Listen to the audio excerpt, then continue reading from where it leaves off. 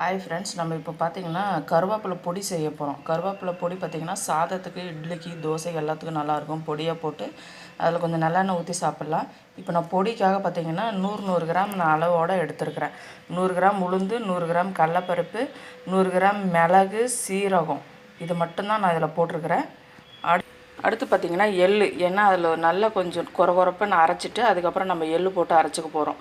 அதுக்கு அடுத்து பார்த்திங்கன்னா நான் கருவேப்பிலை வந்து பார்த்திங்கன்னா நல்லா கழுவிட்டு ஒரு நல்ல வெயிலில் வந்து பார்த்திங்கன்னா முறன்னு ஆற வச்சுட்டேன். இல்லைனா நீங்கள் கழுவிட்டு நல்லா வறுத்திங்கனாலே முறன்னு வந்துடும். நம்ம தேவைக்கிறப்ப காஞ்ச மிளகா போட்டுக்கலாம். அதுக்கு சும்மா லைட்டாக அப்படியே சூடு பண்ணி போட்டுக்கலாம். இது எல்லாத்தையும் சேர்த்து நம்ம வந்து பொடி பண்ணிக்கலாம்.